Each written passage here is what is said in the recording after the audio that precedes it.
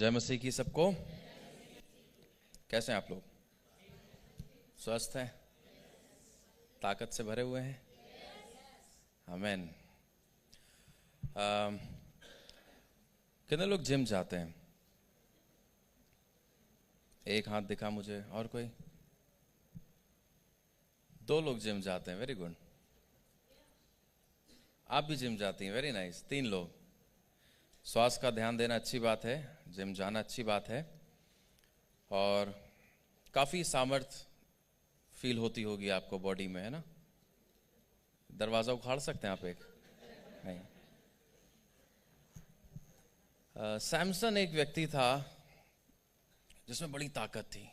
जानते हैं सब लोग सैमसन, शिमशोन के बारे में? बहुत ताकत थी उसमें और बहुत से काम उसने किए। उसने एक दरवाज़ा उखाड़ दिया और 1000 लोगों को अकेले मार दिया। बहुत ताकत थी। लेकिन उसकी ताकत का जो स्रोत था, जिस वजह से उसको ये ताकत मिली, वो कौन सा जिम था?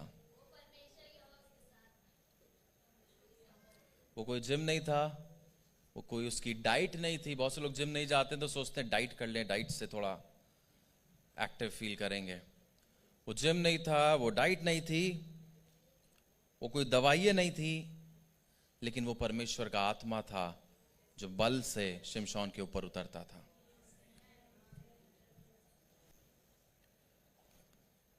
क्या आप विश्वास करते हैं कि वही परमेश्वर का आत्मा आपके साथ भी है?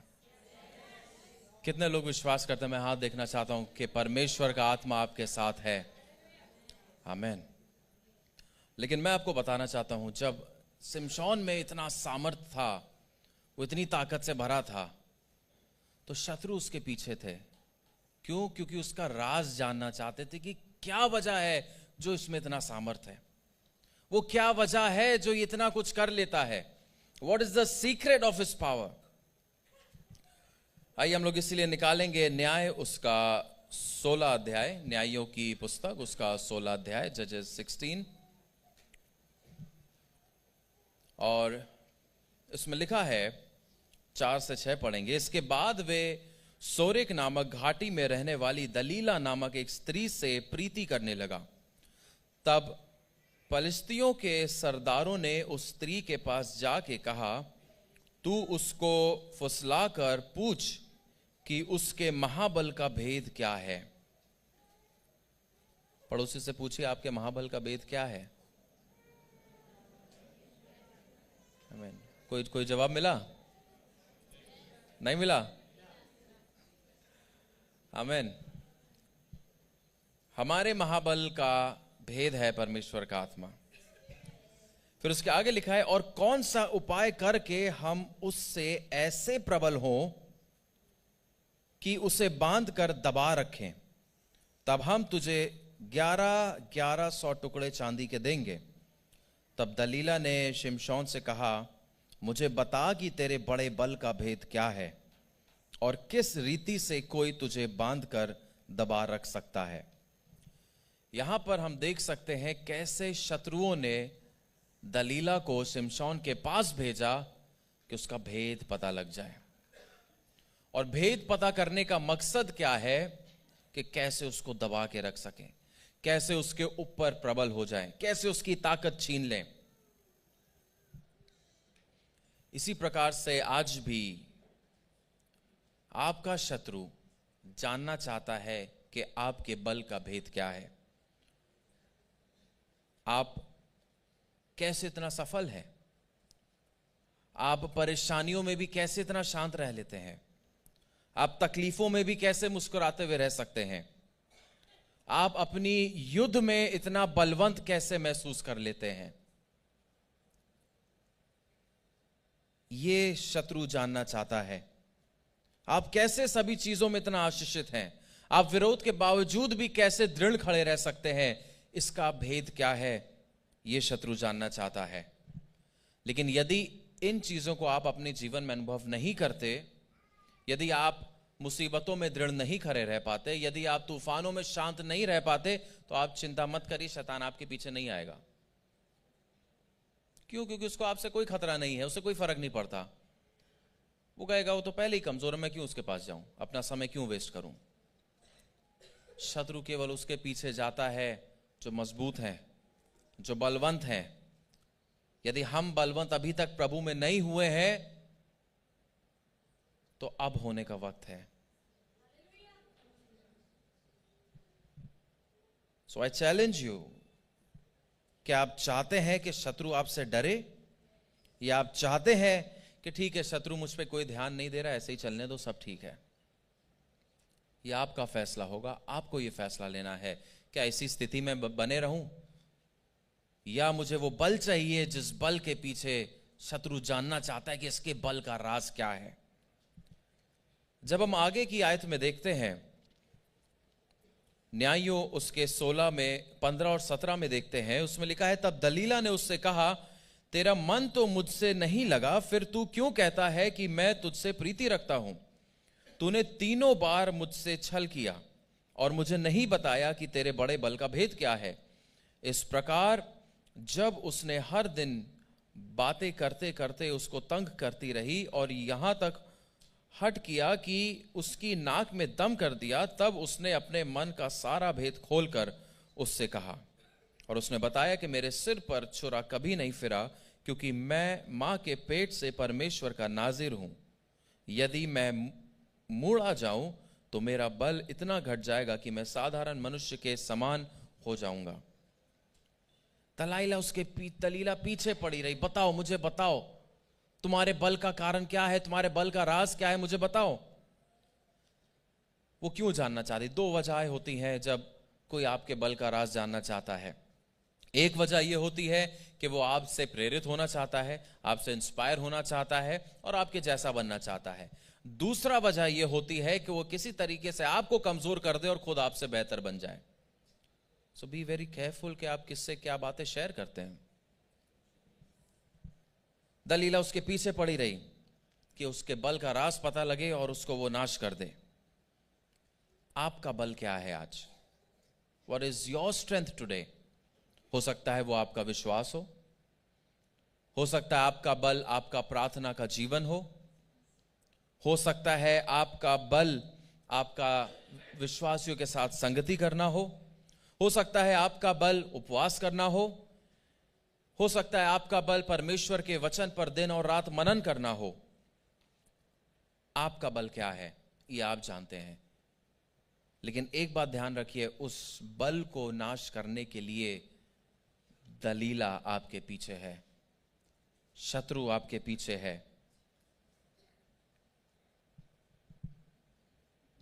शत्रु नाश करना चाहता है। फिर जब न्यायों उसके 16 में 19 और 20 में हम देखते हैं, उसमें लिखा है, जब सिमसोन ने अपने राज को बता दिया, तब इसमें लिखा है, उसने उसको अपने घुटनों पर सुलार लिया और एक मनुष्य बुलवा कर उसके सिर के सारी लटें मुंडवा दी और वे उसको दबाने लगी और वे निर्बल हो गया। तब उसने कहा, हे शिमशोन, पलिश्ती तेरी घात में है। तब वे चौंक कर सोचने लगा, मैं पहले जैसा बाहर जाकर झटकूंगा। पर वो जानता ना था कि यहोवा उसके पास से चला गया है। वो इस धोखे में था कि पहले बार की तरह इस बार भी मैं बाहर जाऊंगा, झटकूंगा, परमेश्वर का आत्मा बल से मुझ पर उतरेगा और मैं सबका नाश कर दूंगा, मैं शत्रु को हरा दूंगा। लेकिन वो जानता ना था कि यहोवा उसके पास से चला गया है। उसने अपना सारा बल खो दिया। इससे पहले हम अपना बल खोएं, इससे पहले परमेश्वर हमसे दूर हो जाए, हमें जरूरत है कि हम अपने जीवन में खोज निकालें कि दलीला कौन है। और इसी विषय पे मैं आज बात करना चाहता हूं, दलीला की खोज, फाइंडिंग दलाइला। क्या है दलीला आपके जीवन में? वो क्या चीज है जो आपको परमेश्वर से दूर रखती है? वो क्या चीज है जो आपको परमेश्वर के आत्मा से अलग रखती है? उसकी खोज करिए। और इससे पहले वो आपको घात करे, आप उसको घात कर दीजिए। Before it destroys you, you destroy it. हो सकता है वो कोई ऐसी दोस्ती हो आपकी, कोई ऐसी मित्रता हो जो परमेश्वर से आपको दूर रखती है। हो सकता है कोई ऐसा रिश्ता हो, आपका कोई दोस्ती हो जो आपको प्रार्थना में नहीं बढ़ने देता है। हो सकता है आपका व्यापार हो सकता है आपकी नौकरी हो सकता है आपकी कुछ आदतें हो। वो क्या चीज है जो आपको परमेश्वर से दूर रखती है? हो सकता है आपका एटीट्यूड, आपका रवैया, क्या आप में नम्रता नहीं है? क्या है वो दलीला आपके जीवन में? कुछ भी हो सकता है। शायद वो कुछ शब्द होंगे जो हम अपने मुंह से निकालते हैं, गलत शब्द। वो क्या है दलील हमारे जीवन में जो हमें परमेश्वर से दूर रखती है? हो सकता है कोई आपका छिपा हुआ पाप हो। It may be a secret sin. कोई ऐसा पाप जो कोई भी नहीं जानता, आपका सबसे करीबी मित्र या परिजन भी नहीं जानता, लेकिन परमेश्वर जानते हैं। वो पाप, वो दलीला आपको परमेश्वर से दूर कर सकती है। शिमशोन ने कई बार पाप किया। वो जो चीजें उसको नहीं करनी चाहिए थी वो उसने करी। अगर हम पृष्ठभूमि देखें और न्यायों के 13 अध्याय की शुरुआत में देखें, एक स्वर्गदूत जाता है और शिमशोन की मां से वो भविष्यवाणी करता है और कहता है कि तेरा बेटा होगा, लेकिन तू ध्यान रखना कि तू दाख मधु मत पीना, कोई नशे की चीज मत पीना, उसके सर पर उसको गंजा मत कराना। और अगर हम पृष्ठभूमि में देखते हैं तो एक जो नाजिर होता है, जो परमेश्वर के लिए नाजिर होता है, उसके लिए कुछ शर्तें होती हैं कि कैसे एक नाजिर को रहना चाहिए। उसके बारे में मैं अभी बताऊंगा आगे। वो जो चीज उसको नहीं करनी थी वो सब कुछ शिमशोन ने किया, सब कुछ किया उसने। लेकिन परमेश्वर उस पर दया दिखाता रहा, उस पर आता। लेकिन जब एक समय आया ऐसी, जब सब हदें पार हो गई, तो परमेश्वर उसको छोड़ के चला गया। God departed from him. इसी तरीके से हो सकता है हम बार बार अपने जीवन में पाप करते आए। मैं भी ऐसे ही था। मैंने एक पाप 1000 बार किया होगा, माफी मांगी फिर पाप, माफी मांगी फिर पाप, माफी मांगी फिर पाप। और कई बार हो सकता है बार बार एक ही पाप से हम स्ट्रगल कर रहे हो। कुछ लोग होता है शायद नए नए पाप बार बार करते हैं, एक पाप के लिए माफी मांगी, दूसरा नया पाप। परमेश्वर ने दया अभी तक दिखाई है, लेकिन इससे पहले परमेश्वर आपसे दूर हो जाए, आप मन फिरा लीजिए। Don't test him. उसको मत परखिए। उसने अपनी दया आप पर दिखाई है, उसको हल्के में मत लीजिए। परमेश्वर को मत परखिए। आप जानते हैं कि वो क्या पाप है जिससे आप जूझ रहे हैं। मैं नहीं जानता, कोई व्यक्ति नहीं जानता, लेकिन आप जानते हैं।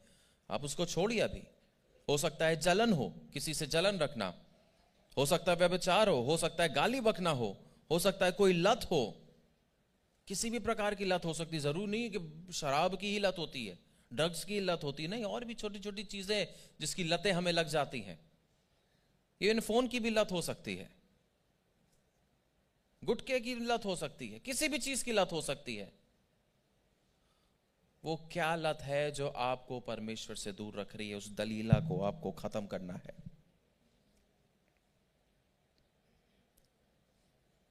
आप जानते हैं यहूदा स्क्रूति के बारे में, उसके जीवन में भी एक दलीला थी।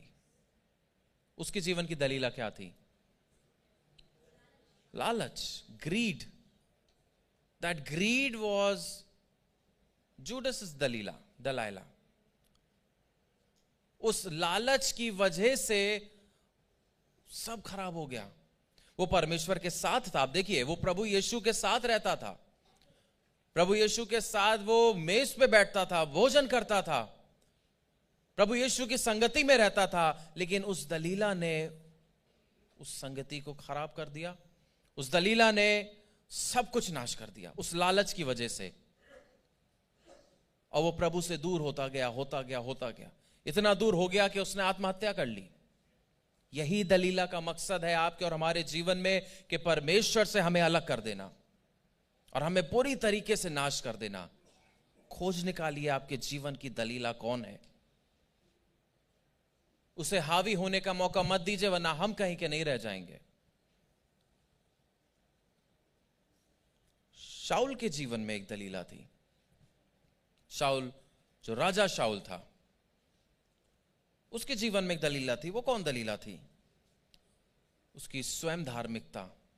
सबसे एक खतरनाक बात, सेल्फ राइचियसनेस। उसने समझा कि वो योग्य है कि वो मंदिर में, वो वेदी पर बलि चढ़ा सकता है। उसको लगा कि वो एक याजक का काम कर सकता है। स्वयं धार्मिकता, मैं इस लायक हूं, मैं इस काबिल हूं, मुझे सब पता है, मुझे वचन से सब आता है, मुझे कोई ना सिखाए, मुझे कोई पास्टर ना सिखाए, मुझे सब पता है। Self righteousness. मेरी दुआ से ये हो सकता है, मेरी दुआ से वो हो सकता है। वो आपकी दलीला बन सकती है। वो आपको परमेश्वर से अलग कर सकती है। जब शाऊल ने सेल्फ राइचियसनेस से भर के उसने सोचा कि वो योग्य है, बलि चढ़ा दी, उसके बाद क्या हुआ? परमेश्वर ने उसको त्याग दिया। The Lord departed from him. परमेश्वर का आत्मा उसको छोड़कर चला गया। पहला शमूएल उसके 16 के 14 में लिखा है, यहोवा का आत्मा शाऊल पर से उठ गया। और जब परमेश्वर का आत्मा उठ जाता है, परमेश्वर छोड़ के चला जाता है, उतने पे कहानी खत्म नहीं होती, उसके बाद भी कुछ होता है। वो जगह खाली नहीं रहती है। क्या होता है? परमेश्वर की ओर से एक दुष्ट आत्मा आ गई उसके अंदर, जिसको परेशान करने लगी। तो इसलिए हमें सावधान रहने की जरूरत है कि वो दलीला कौन है हमारे जीवन में जो हमें परमेश्वर से अलग कर सकती है। और यदि हम परमेश्वर से अलग हो गए तो दुष्ट आत्मा का घर बन जाएंगे। फिर दुष्ट आत्मा आके शाऊल को परेशान करती थी। यही होता है जब परमेश्वर हमसे दूर हो जाता है। इसलिए हमें सावधान रहने की जरूरत है। Find Delilah in your life and kill it before it kills you. बहुत सावधान रहे हम कि किस प्रकार से हम अपना जीवन जीते हैं, किस प्रकार से हम व्यक्तिगत और प्रतिदिन का जीवन जीते हैं। केवल रविवार की बात नहीं है, हर दिन हम कैसे जीते हैं। रविवार को हर कोई बहुत अच्छा बन के आता है। उदाहरण के लिए मैं बताऊंगा, जब किसी से शादी होने वाली होती है और बातचीत चल रही होती है शुरू में, तो हर कोई अपना बेस्ट दिखाता है। कोई क्यों बताएगा मैं गुस्सा करता हूं, मैं लड़ाई झगड़ा करता हूं, मैं मारता पीटा। हर कोई अपना बेस्ट दिखाएगा, मैं अच्छा हूं, मैं ऐसा हूं, मैं वैसा हूं, मुझे गुस्सा नहीं आता, मैं बहुत शांत हूं। और सच्चाई कब पता लगती है? शादी के बाद। शादी के बाद चौंक जाते हैं पति पत्नी एक दूसरे को देख के, वही जिससे रात रात भर में फोन पे बात करता था, या वो कोई और था, ये कोई और है, शादी किसी और से करा दी। इतना फर्क होता है क्योंकि हर कोई उस टाइम पे अपना बेस्ट दिखाता है, कोई अपनी कमियों को नहीं दिखाता है। उसी तरीके से जब इंसानों को बेस्ट देखना है मसीहों को, तो आप चर्च में देख सकते हैं संडे को बेस्ट, अति पवित्र लोग। लेकिन सच्चाई देखनी है तो कब देखें? Monday to Saturday. सैटरडे भी नहीं, सैटरडे को चर्च जाने के लिए तैयार करते हैं, माफी मांगते हैं, प्रभु कल आपके भवन में आना है, मुझे हफ्ते भर के पाप क्षमा करिए, इस लायक बनाए आपके भवन में आ जाऊं। अब मंडे टू फ्राइडे मान लीजिए, चलिए और थोड़ा लीनियंट हो जाते हैं, मंडे भी हटा दीजिए, प्रभु कल चर्च गए थे, आपकी उपस्थिति में भरे हुए थे, तो मंडे थोड़ा ठीक ठाक बिता लेते हैं। ट्यूसडे टू फ्राइडे देख लीजिए, आप घर पे देख लीजिए, सबसे अच्छी बात।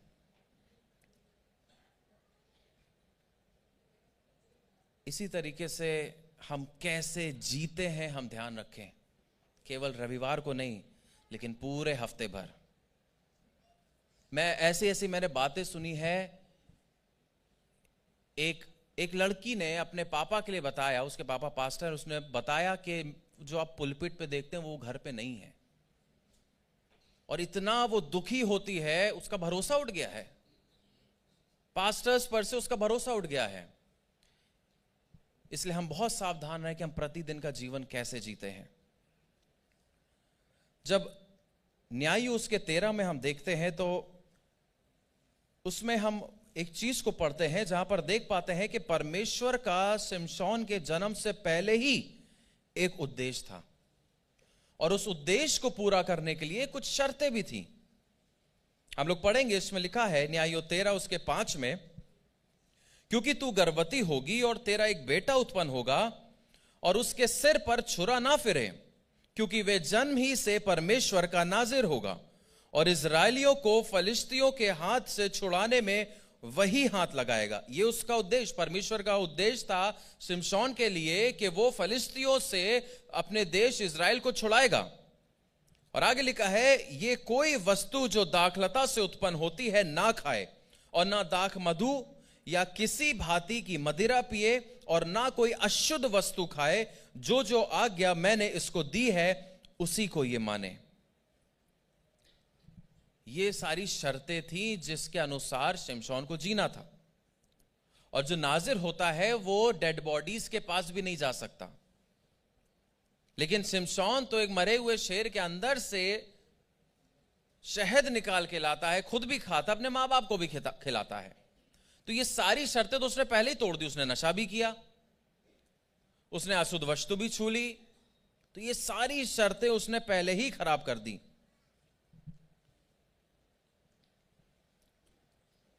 लेकिन अगर हम देखें हमारे जीवन में भी, तो परमेश्वर ने एक उद्देश्य है जो हमारे जीवन में रखा है, और वो उद्देश्य परमेश्वर ने हमारे जन्म के पहले से ही हमारे लिए नियुक्त कर दिया था। क्या हम उस उद्देश्य में जी रहे हैं? क्या हम उद्देश्य में जी पा रहे हैं? क्या विश्वास करते हैं कि परमेश्वर का उद्देश्य है आपके जीवन में? Do you believe this? पड़ोसी से पूछिए, क्या आप विश्वास करते हैं? अब जवाब दीजिए, हां परमेश्वर का उद्देश्य है मेरे जीवन में। अब पड़ोसी से पूछिए, क्या उस देश के लिए आप जी रहे हैं? क्या जवाब मिला? Praise God. अगर जी रहे हैं उस उद्देश्य के लिए तो बहुत अच्छी बात है। परमेश्वर ने नियुक्त किया, लेकिन हम में से बहुत से हैं जो परमेश्वर ने जो उद्देश्य हमारे जीवन में नियुक्त किया है उसके अनुसार नहीं जी पा रहे, क्योंकि हमें पता ही नहीं है कि परमेश्वर का उद्देश्य क्या है। हमें जो करना अच्छा लगता है, हम जो कर रहे हैं दुनिया में, हमें लगता है वही परमेश्वर का उद्देश्य है। जब मैं राजनीति करता था तब मुझे लगा कि परमेश्वर का उद्देश्य मेरे लिए यही है। मुझे परमेश्वर नेता बनाना चाहते हैं, मुझे ऐसे इस्तेमाल करेंगे, मुझे लगता था यही उद्देश्य है, पर वो परमेश्वर का उद्देश्य नहीं था। तो हमें इस बात को जानना है परमेश्वर का उद्देश्य वाकई में हमारे जीवन में क्या है, और उस उद्देश्य के अनुसार जीना है। और जब एक उद्देश्य होता है तो उसके लिए एक समर्पण होता है। कितने लोगों का बचपन में, अगर आपको याद हो, डेडिकेशन हुआ था। कुछ लोग कहते हैं क्रिस्टनिंग हुई थी, कुछ संस्थाएं कहती हैं बैप्टिज्म हुआ था, जो गलत कहती हैं, इट वाज नॉट बैप्टिज्म। लेकिन बचपन में समर्पण होता है। तो समर्पण का क्या मतलब है? आ गए, एक बार ठप्पा लगा दे, बस खत्म, अब जैसे जीना है जिए। अगर आपने अपने बच्चे को समर्पित किया है तो आप अपने बच्चे को वैसे जीना सिखाइए कि एक समर्पण पूर्ण जीवन वो जिए। किस चीज के लिए समर्पित किया है? हाँ मेरा बच्चा ईसाई हो गया, बहुत है इतना। वो ईसाई बनने के लिए नहीं होता है। वो आप परमेश्वर को अपने बच्चे को सौंप रहे हैं ताकि परमेश्वर का उद्देश्य आपके बच्चे के जीवन में पूरा हो। हम सबको भी कभी ना कभी डेडिकेट किया गया, लेकिन क्या आज वो डेडिकेटेड जीवन हम जी रहे हैं? क्या वो कॉन्सिक्रेटेड जीवन हम जी रहे हैं? क्या वो अलग किया गया जीवन जी रहे हैं? क्या परमेश्वर के लिए हम जी रहे हैं? चलिए पुरानी बात हो गई, नई याद है, कोई बात नहीं, छोड़िए। फिर एक समय आया होगा जब आपने प्रभु यीशु मसीह को ग्रहण किया है। आपने प्रभु यीशु को अपना उद्धारकर्ता ग्रहण किया। क्या प्रार्थना करी थी? याद है किसी को? किसी को याद है? ये तो थोड़ी चिंता की बात हो गई, वरिष्ठ पास्टर को बताना पड़ेगा। जब आपने प्रार्थना करी होगी, आपने पश्चाताप किया होगा, उसके बाद एक लाइन आपने बोली होगी, आपने कहा होगा, प्रभु यीशु मेरे दिल में आ जा और मेरे जीवन के प्रभु बन जा। तो अगर वो आपके दिल में है, वो आपके जीवन का प्रभु है, तो जैसे पौलुस कहता है कि अब जो जीता है वो मैं नहीं जो जीता हूं, लेकिन वो मसीह है जो मुझ में जीता है। एक नए जीवन की शुरुआत हो गई। आपने एक समर्पण कर दिया फिर से कि प्रभु मैं अपना जीवन आपको देता हूं। प्रार्थना करी होगी या लिया आपने, प्रभु आज से मेरा जीवन आपका दिया है। क्या हम जी रहे हैं अपना जीवन ऐसे समर्पित रीति से प्रभु को देके? प्रार्थना में तो बोल दिया प्रभु मेरा जीवन आपका, फिर उसके बाद क्या किया हमने? क्या हम जी रहे हैं ऐसे कि हां प्रभु मेरा जीवन आपका है?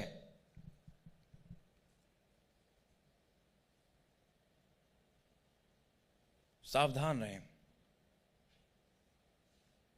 क्या हम मसीह को अनुमति देते हैं कि वो मसीह हम में जिए? देखिए, पवित्र आत्मा और दुष्ट आत्मा में एक फर्क है, बहुत फर्क है। एक चीज मैं बता रहा हूं, पवित्र आत्मा कभी भी जोर जबरदस्ती नहीं आपके साथ करेंगे। भले ही आपको पवित्र आत्मा से आप भर गए हो, लेकिन जब आप पवित्र आत्मा को अनुमति नहीं देंगे, वो आपके जीवन में काम नहीं करेंगे। लेकिन दुष्ट आत्मा जबरदस्ती आपके जीवन पर कब्जा करके जबरदस्ती आप में काम करेगी। तो हमने प्रभु को जब अपने जीवन में बुलाया, जब पवित्र आत्मा से हम भरे, तो क्या हम आज अनुमति देते हैं पवित्र आत्मा को हमारे जीवन में कार्य करने के लिए? या बस हमारा हो गया, हाँ हम एक बार पवित्र आत्मा से भर गए, प्रभु को ग्रहण कर लिया, बहुत है इतना? कैसा जीवन हम जीते हैं? क्या हम अलग किया जीवन जी रहे हैं? क्या उसके उद्देश्य को पूरा करने के लिए हम जीवन जी रहे हैं?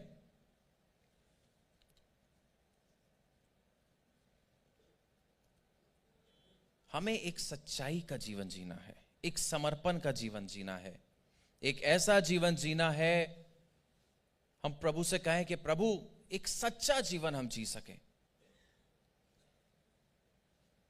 शिमशोन के जीवन का उद्देश्य क्या था? शिमशोन के जीवन का उद्देश्य था कि वो फलिस्तियों से इस्राएल को छुड़ाए। आपके जीवन का उद्देश्य क्या है? अगर आप लूका 14 के अनुसार देखें, उसमें लिखा है परमेश्वर का आत्मा मुझ पर है, और उसमें एक चीज लिखी है कि ताकि मैं बंदियों को छुड़ाऊं। क्या आप विश्वास करते हैं कि आप ऐसा कर सकते हैं? कितने लोग आपके आसपास बंधन में हैं? कितने लोगों की आंखें संसार के अधिकारी ने बंद कर रखी हैं? कितने लोग सत्य को नहीं जान पा रहे? कितने लोग ज्योति में नहीं आ पा रहे? बंधे हुए हैं, उनको कौन छुड़ाएगा? यह आपके जीवन का उद्देश्य है, यह हमारे जीवन का उद्देश्य है। उन्हें बंधुआई से हमें छुड़ाना है। क्या हम उस उद्देश्य के लिए जी रहे हैं?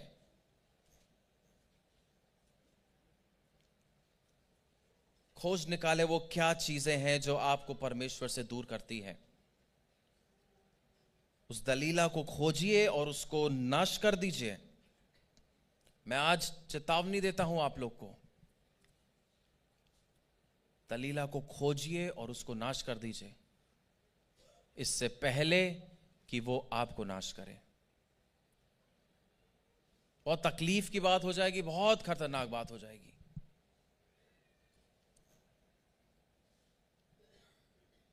क्या आज हम परमेश्वर से मांग सकते हैं इस बात को कि परमेश्वर, अभी तक हम जैसे भी जीते आए, हमने करी बार बार गलतियां करी, बार बार हमने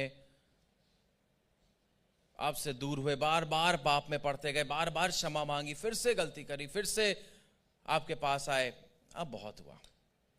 वो दलीला मेरे पीछे पड़ी रही, मुझसे पाप कराती रही, मेरे राज को मुझसे निकालती रही, ताकि परमेश्वर मैं आपसे दूर होता चला जाऊं। आज वक्त है जब उस दलीला को खोज हम निकालें और उसको अंत करें। Your enemy is after you to know your secret. आपका शत्रु आपके पीछे है कि आपके बल का भेद जान सके, और वो भेद जान के वो केवल शांत नहीं बैठेगा, वो उसको नाश करना चाहता है। वो चाहता है कि आप परमेश्वर से दूर हो जाएं, और इसीलिए वो आपके जीवन में दलीला को भेजता है। वो क्या है? वो दलीला कौन है? Manish, can you call Tim? वो दलीला क्या है आपके जीवन में? आपको खोज निकालना है, आपको ढूंढना है। पौलुस कहता है, मैंने एक अच्छी युद्ध लड़ी, अपनी दौड़ को पूरा किया। क्या हम अपने जीवन के अंत में इस बात को कह पाएंगे, मैंने एक अच्छी दौड़ लड़ी? अंत की क्यों सोचें आप? अभी परमेश्वर से कहिए, परमेश्वर अभी आप मेरी सहायता करिए कि मैं अच्छी दौड़ दौड़ सकूं, अच्छी कुश्ती अभी मैं लड़ सकूं। बाद में तो हर कोई कहता है कि हाँ प्रभु मैं अपनी दौड़ को पूरी अच्छे से कर पाऊं और मैं इस बात को कह पाऊं कि मैंने दौड़ पूरी करी। अभी अभी की बात करिए, प्रेजेंट। क्या हम अच्छी दौड़ इस वक्त दौड़ पा रहे हैं, या हम दलीला से दबे जा रहे हैं, या हम दलीला से हार मान रहे हैं? खोज निकालिए वो दलीला कौन है आपके जीवन में। We need to find Delilah. आप प्रार्थना करें, आप परमेश्वर से अभी पूछिए। हम लोग प्रार्थना में जाएंगे इस वक्त और परमेश्वर से पूछे, परमेश्वर मुझे दिखा मेरे जीवन में दलीला कौन है, मुझे दिखा वो क्या बात है परमेश्वर जो मुझे तुझसे दूर करती है, जो मुझे तेरी उपस्थिति से दूर करती है, जो मुझे परेशान करती है कि मैं प्रार्थना में नहीं रह पाता। वो क्या बात है जो मुझे संगति में नहीं जाने देती, वो क्या बात है जो मुझे उपवास नहीं करने देती, वो क्या बात है जो मुझे प्रार्थना में नहीं बैठने देती, वो क्या बात है जो मुझे अन्य भाषा में प्रार्थना नहीं करने देती। वो दलीला कौन है, उसे ढूंढ निकालिए और प्रार्थना करिए, परमेश्वर मेरा जीवन ऐसा हो कि जो आपको भाए। मैं बार बार पाप नहीं करना चाहता, मैं बार बार आपसे दूर नहीं होना चाहता, मैं इस बार आप में बना रहना चाहता हूं। प्रभु मेरी प्रार्थना करिए कि मेरी मदद करिए कि मैं एक सच्चा जीवन जी सकूं, एक सच्चा जीवन। और यदि आप इस फैसले को लेते हैं, यदि आप अपने जीवन की दलीला को खोज निकालना चाहते हैं आज और उसको नाश करना चाहते हैं, तो आप अपने स्थानों पे खड़े हो सकते हैं। हम लोग प्रार्थना करेंगे, हम लोग प्रार्थना करें और परमेश्वर से पूछें, परमेश्वर हमारी सहायता करिए कि वो दलीला कौन है, उसको हम नाश कर दें। और आज से हम अपना भेद, कहते हैं ना सीक्रेट को लीक मत होने देना, हम अपने भेद को ना जाने दें शत्रु के हाथ में, लेकिन हम एक ऐसा जीवन जिए कि परमेश्वर की निकटता में बने रहें।